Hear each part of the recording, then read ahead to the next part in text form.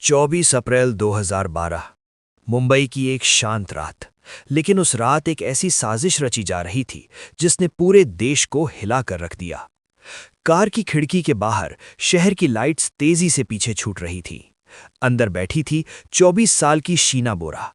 उसे बिल्कुल अंदाजा नहीं था कि जिन लोगों पर वो सबसे ज्यादा भरोसा करती है वही उसकी जिंदगी के आखिरी पल लिख चुके हैं।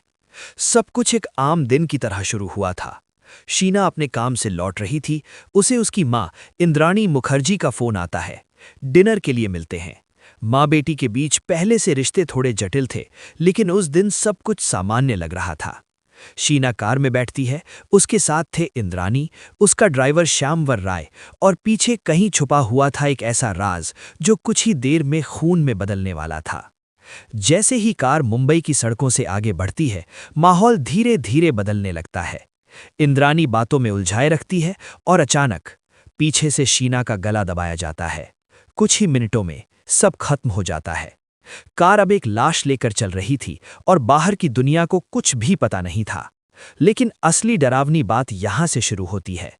शीना की लाश को उसी रात रायगढ़ के जंगलों में ले जाया जाता है, पेट्रोल डालकर जला दिया जाता है और सबूत मिटाने की पूरी कोशिश की जाती है। अगले दिन दुनिया के लिए शीना बस गायब हो चुकी थी। इंद्राणी ने कहानी बनाई कि शीना अमेरिका चली गई है। उसका फोन बंद, सोशल मीडिया बंद और धीरे धीरे सब कुछ शांत हो गया। लेकिन एक इंसान था जो इस कहानी पर कभी यकीन नहीं कर पाया। वो था राहुल, शीना का बॉयफ्रेंड और इंद्राणी का सौतेला बेटा। राहुल बार बार पूछता रहा, शीना कहाँ है? लेकिन हर बार उसे टाल दिया गया। समय बीतता गया, साल गुजर गए और ये केस एक रहस्य बनकर रह गया। फिर 2015 में अचानक सब कुछ बदल जाता है। मुंबई पुलिस एक अलग केस में ड्राइवर श्यामवर राय को गिरफ्तार करती है और पूछताछ के दौरान वो एक ऐसा सच बताता है जो सबको चौंका देता है।